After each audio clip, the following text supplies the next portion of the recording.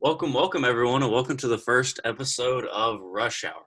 I'm your host, Logan Rush, And I'm your other host, Blake Spivey. I'm happy to be here. and today we're going to be talking about what order should you watch the MCU in. And of course, that is the Marvel Cinematic Universe. Now, the MCU has become increasingly popular over the past couple of years, and now you're wanting to get into the bandwagon, you want to watch all the movies, but there's so many of them, there's over 20, and you don't know what order to watch them in. Well, today, Blake and I are going to be giving our opinions on what order you should watch them in, completely spoiler free. So let's get into it. The first order you can watch them in is the Marvel Universe timeline. Blake, tell them a little bit about this. So, the Marvel Universe timeline is, in a word, it's chronological. It's starting, as you can see with this timeline here, it starts with Captain America, the first Avenger, and it goes all the way to Spider-Man Far From Home, um, which is, it's essentially the chronological, in real time timeline. So, Captain America obviously takes place during World War II, I believe, so around the 1940s, and then that goes all the way up to Avengers: Infinity War, which is modern around 2018, and then you jump forward 5 years with Avengers: Endgame, and then from then on it's all future past our timeline. So that's the way to watch chronologically, going from Captain America to Captain Marvel, so on and so forth, until you get all the way to Endgame, and then you get into the some of the shows with WandaVision, Falcon and Winter Soldier, and then of course Spider-Man: Far From Home is the most recent chronologically. Now, Blake, this is not my preferred order of viewing them. There's a few problems with it. Uh, I don't like introducing it starting with Captain America and then going to Captain Marvel and then you hit Iron Man. There's also some other few issues with it. Uh, this timeline is just I prefer to watch them in the following one, which is the order they came out, not this order of you go Captain America, then you go Marvel, and then you go Iron Man. I like to start where they started with the movies, which is with Iron Man. What are your opinions on that? I completely agree. So if you're unaware, and I'm trying to be as spoiler free as possible here, uh, it starts with Iron Man. Almost every MCU film, if not all of them, except for Avengers Endgame, has at least one post-credit scene, and that is either sets up the next movie or sets up the broader MCU timeline. Um, and that starts with Iron Man, and so Iron Man, I believe that was 2008, I think. 2008, 2009, somewhere on there, yeah. Okay, so yeah, late 2000s is when Iron Man released, and that's when the MCU started. That was the first MCU film, um, and it has a post credit scene that sets up the future of the MCU, specifically the first Avengers film. Exactly. Uh, And it's not without the success of Iron Man and what it put together, we're not sure we would have got the rest of the MCU. Marvel, they had sold off a bunch of their big characters. They were, not scraping the bottom of the barrel, but they were really scraping for Iron Man. He wasn't a big character like Superman or Spider-Man. They had sold off a bunch of their big characters. And so they were taking a risk on him. They took a risk with Robert Downey Jr. But what they put together with Iron Man was so good and was able to generate so much income that they were able to put together phase one of the MCU. yes. So with that phase one, you've got Iron Man releasing first, and then you follow that up with the Incredible Hulk, and then Iron Man 2, um, and then you get into the broader, now that you've got uh, two major heroes focused on in these high budget Marvel films. Now they start realizing, okay, this is something that we can work with. So they bring in Chris Hemsworth for Thor. They bring in Chris Evans for Captain America. And Black Widow was introduced, I think, in Iron Man 2. Yes. My my guilty Marvel sin is that I have not seen any of the Iron Man movies all the way through. That's my sin. I live with that Really? every day. I think that's the only MCU property that I haven't really given any attention to. All the rest of the movies I think I've seen, but I haven't seen the Iron Man movies. Really? Uh, That is interesting. yeah, so I will get around to it. There's a lot of movies in the world that I want to watch, and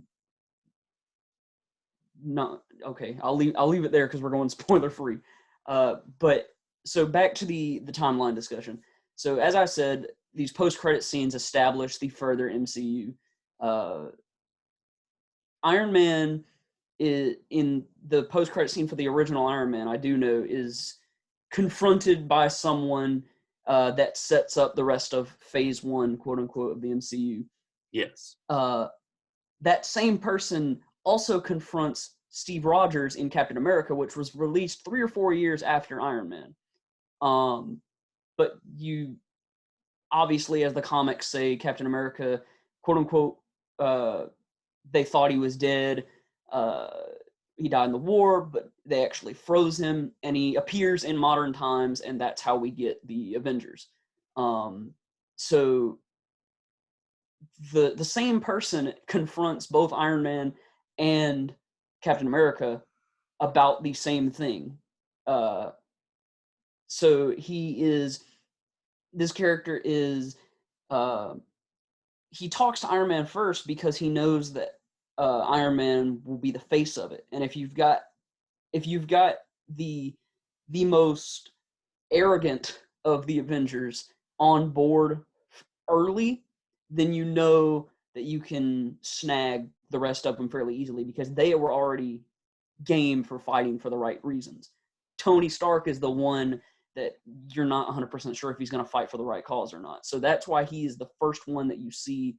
And at this point, I'll just say it's Nick Fury recruiting everybody for the Avengers Initiative.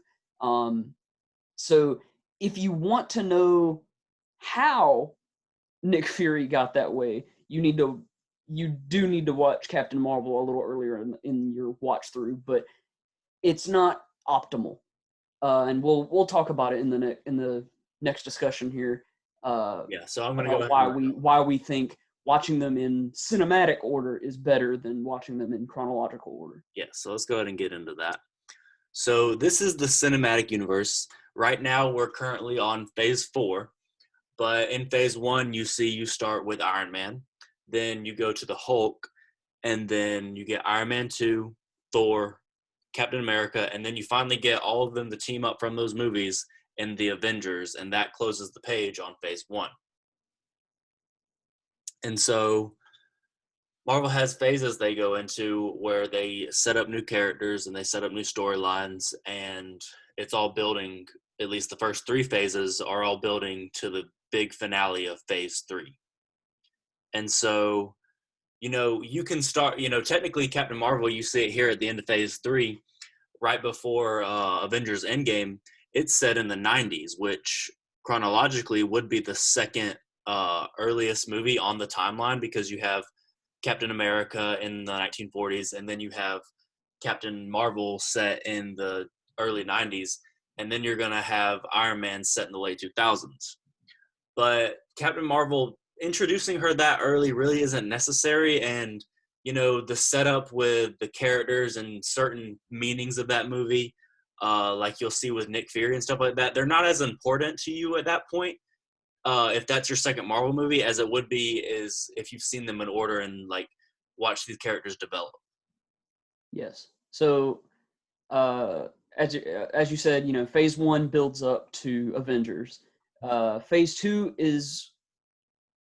it's continuing the Avengers, the main story arc of the MCU, which is the Avengers storyline of fighting whatever the big bad is, and going through Iron Man 3 and Thor: The Dark World, Captain America: The Winter Soldier, those are smaller villains that don't necessarily impact the overarching thing, which from memes. Obviously, that's Thanos building up towards Phase 3, Avengers: Infinity War, and what was in theory going to be called Avengers: Infinity War Part 2, but they ended up calling it Avengers: Endgame. That's really you have I if you're not going to if you want to stray off, this is the best way to watch it. I'll start off by saying that. Cinematic order is the best way to watch it. Starting with Iron Man, going through to Avengers, and then Iron Man 3 through Ant-Man, Civil War through Endgame, and then Spider-Man Far From Home, and now obviously, of course, Black Widow. And then there's also now, thanks to the fantastic invention that is Disney Plus, there's now extensions to that can happen. Obviously, we've got WandaVision, which debuted in January of this year, Falcon and the Winter Soldier, and Loki, which is about to wrap up this week as of this recording. So our episode 2, we've already discussed that will be our in-depth review of Loki, as today will be our in-depth review of Black Widow, which we have seen. So we'll have another spoiler warning before we get into that discussion. Yeah, and I want to talk about specifically because people watching this video, I want them to know the best way to access these movies. And because you don't have to just buy them all outright. The best way to access them is, like Blake said, on Disney Plus. However, they don't have every single movie on here that's been released. There's 3 of them that aren't. So you'll see in Phase 1, you'll see The Incredible Hulk. The Incredible Hulk is not on Disney Plus. I believe it might be a weird thing where Sony might still own the rights to Hulk. Somebody else does, I believe. And so the Hulk you will have to find separately, along with the 2 Spider-Man. So Spider-Man Homecoming and Spider-Man Far From Home, those are owned by Sony. Sony, yeah. Sorry, it was blanking me. They're owned by Sony. Sorry, Hulk, I believe, is owned by Universal. Spider-Man is owned by Sony, and you will have to find those somewhere else as well. You'll have to rent them, but they are well worth a watch because they're Hulk is okay. They switched the actors on us when we got 2 Avengers, and so that was a little better. Some of those there's a specific character in Hulk that does come back, so it's worth a watch. But the Spider-Man Homecoming, Spider-Man Far From Home, definitely worth a watch. You definitely want to get those in. Spider-Man's a big character in Marvel, and you're definitely going to want to see those. So you will have to find those 3 somewhere else. But every other movie on this timeline, and in every phase that is currently out and released, is on Disney Plus, along with all the shows. All the shows aren't currently on this timeline. So currently, the most recent movie is Black Widow, and that is also on Disney Plus. But right now, and it's in theaters. But right now, you would have to pay for Premier Access. Eventually, it will come to Disney Plus with your membership, but that's going to be a little bit. Yeah. So the way, for clarification, the way that Premier Access works, if you're unaware, so Black Widow released on the exact same day as it did in theaters on Disney Plus, but it's got Premier Access. So it is $29.99 here in the United States. Currency changes value wherever you are. But here in the U.S., it's $29.99. So that $30 basically gets you instant access to the movie, and you can watch it however many times you want. But if you want to wait, Premier Access is a 3-month gap. So you can wait 3 months, and then Black Widow will be available. So I guess that would be July, August. So I guess in October, Black Widow will be available for all Disney Plus subscribers, because that's the way it works with it's the way that it worked with Mulan, Raya and the Last Dragon, and what was the other one, Cruella. Yes. It's that 3-month gap. So if you want to wait, you can. I highly suggest you watch Black Widow as soon as possible, because as we'll get into, it is a fantastic movie. Yes. But I was actually going to mention Black Widow, and we'll get into that a little in our spoiler review. But I want to mention it right now.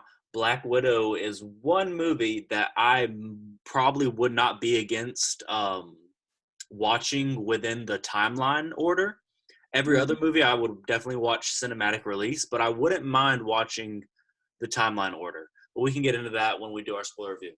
So, is there anything else, Blake, you want to say about why they should watch in the phase order? Or are Yeah, you? so like I was saying when we were, talking against the chronological, is that it's Marvel has become notorious not just for their great quality movies, but it's those post-credit scenes.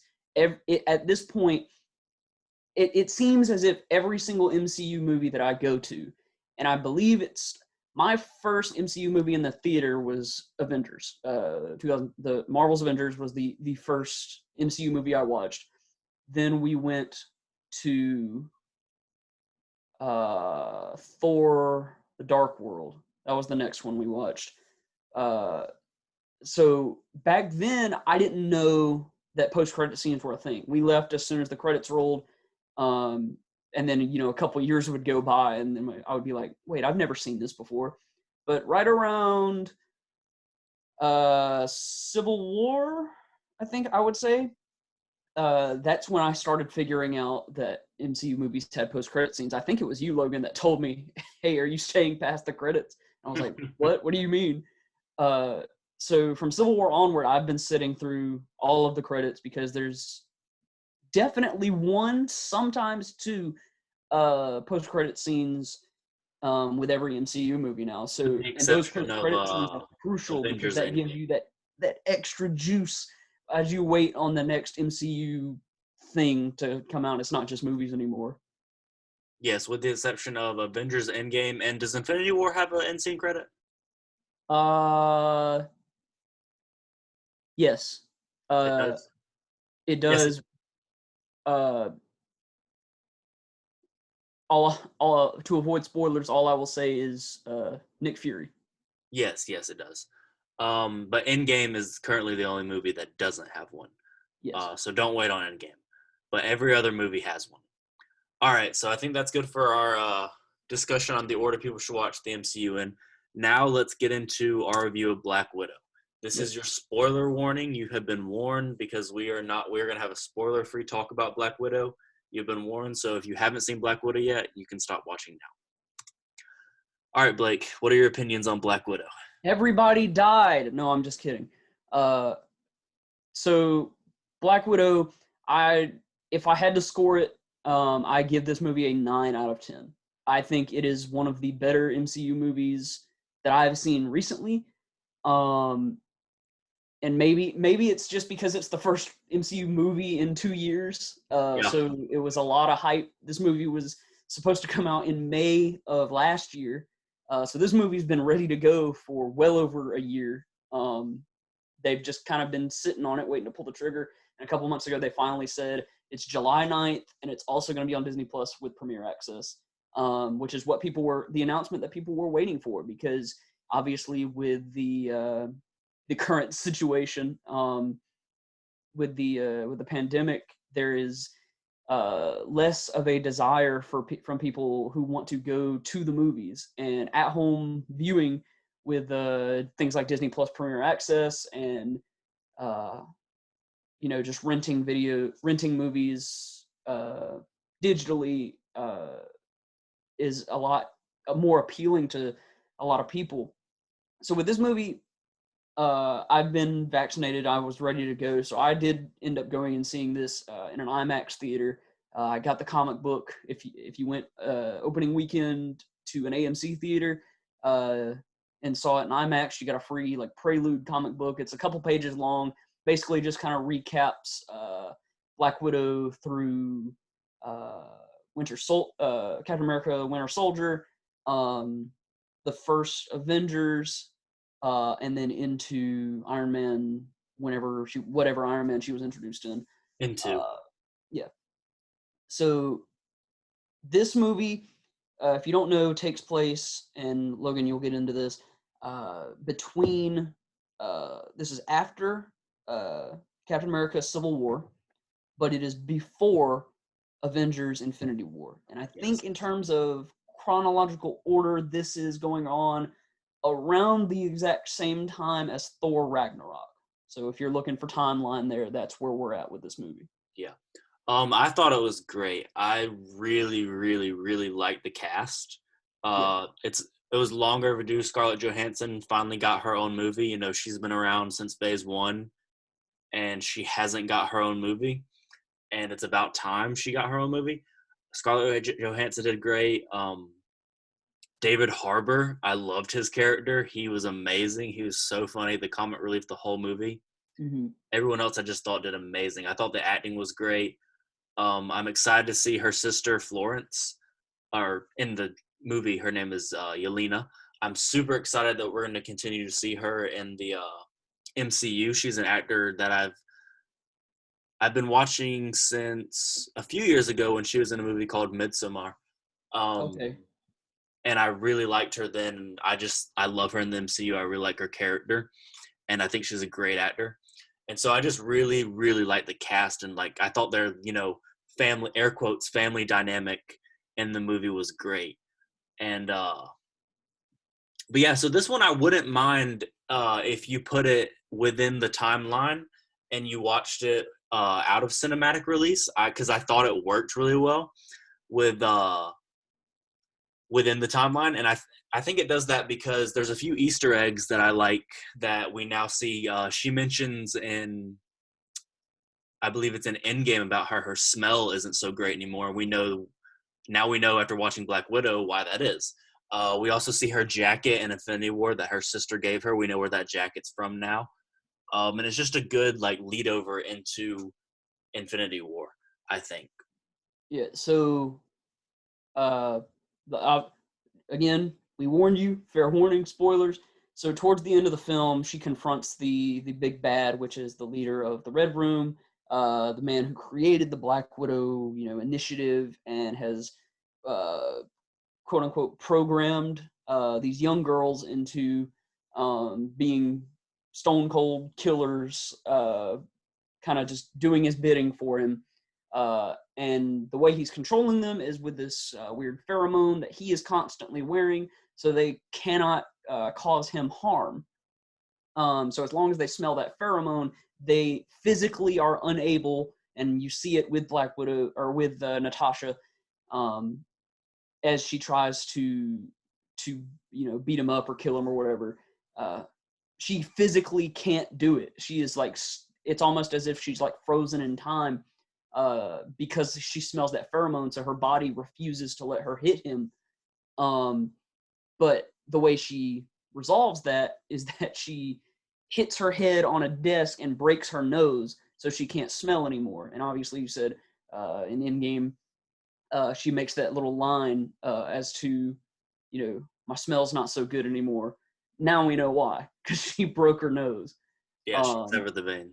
and Or that's the nerve. just a another feather in the cap of the writers at Marvel Studios, and the directors, and Kevin Feige for being the ringleader of the whole thing, and that whole group of people. Just applause, all the applause to them for everything that they do with this MCU. Um, every single movie, there's always something to peek out to and point out from the previous movies from 5 years ago, and also things you won't understand until the next movie comes out 5 years from now. Like, Endgame came out over 2 years ago, which is a sight to behold in itself. Uh, and this is where that throwaway line in Endgame came to fruition. A movie that came out 2 years later. It's just fantastic stuff that I absolutely adore, and it's why I love the MCU so much. Exactly. Um, Talk about the in scene credit a little bit. We get her sister visiting her grave. We don't know exactly for sure, but she leads us to believe when we hear the line said that she's allergic to the Midwest, that that Black Widow was buried in Ohio, where her, quote unquote original home was. Mm-hmm. And so we get that little Easter egg, and then we start to see the future of Yolana in the MCU, and hopefully we're going to plan on seeing her in the Disney Plus Hawkeye series.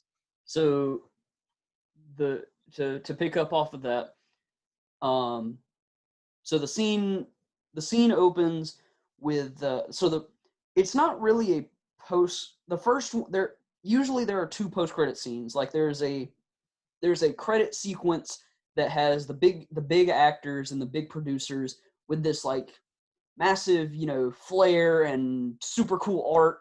And then you get the first post-credit scene, which is known as a mid-credit. And then you get the actual credit, that's just a black screen with white text scrolling up. And then you get the post-credit, and then that's the end of the movie. This one, there's not that. So there is a scene at the end of Natasha, and we finally see her with that white hair and the jacket that she is seen wearing in Infinity War.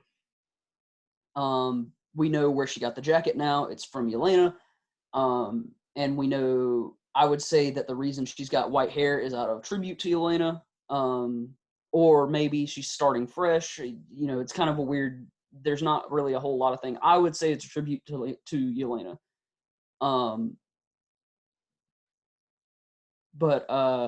So she is talking to her friend, which you can see in the right side of this poster here, who is her kind of like her arms dealer, and her friend. He gets her this Quinjet style aircraft, and she goes off and sets up Infinity War by going to talk to Steve Rogers and Sam Wilson to discuss Infinity War things, trying to set up that sequence. So that's the last we see of Natasha. But then the credits roll, and we get this scene here with Yelena visiting a grave, and I remember audibly going, "Aw," as we see it pans up and it's Natasha's grave. It says, daughter, sister, Avenger. Yeah. And we get that little fantastic acting by Florence Pugh here, because she's not horribly torn, but she is visibly emotional at the fact that her sister's her fake sister / real sister is dead. We get that raw emotion from Florence Pugh. Great acting there. And we see she does the little whistle thing that they do, but you don't hear anything back. And then all of a sudden you just hear somebody in the background obnoxiously blowing their nose into a tissue. And so my first instinct was like, it's Alexei, and it's just a thing for something stupid to happen, just a nice little funny segment. But then the camera pans up, and it is Valentina, who is the first time we saw her was Falcon and Winter Soldier. At the end in the last couple episodes of Falcon and Winter Soldier, when she helped John Walker, get his name back and become the U.S. agent, and he wears that black suit. And in the comics, she is, and based on Falcon and Winter Soldier, this woman's bad news. Valentina is played by Julia Louis-Dreyfus, who we all know as Elaine Bennis from Seinfeld. Fantastic. Can't wait to see what they do with her from here. But she very obnoxiously, is discussing with Yelena, and they obviously know who each other are. They've worked in the past, but she is telling Yelena, I've actually got, a proposition for you. Not only just a pay raise, but how would you like to go after the person that killed your sister? And she immediately goes, Florence is like, or Yelena's like, what? And at this moment, I distinctly remember my entire theater audibly going, "Oh!" as she shows her an iPad, and it's a picture of Clint Barton. And that brings up so many questions that I have. Number one, how did this chick find out that Hawkeye and Widow were on Vormir doing the Soul Stone stuff in Endgame? I want to know how she got that information. Who told her? Did she ask somebody?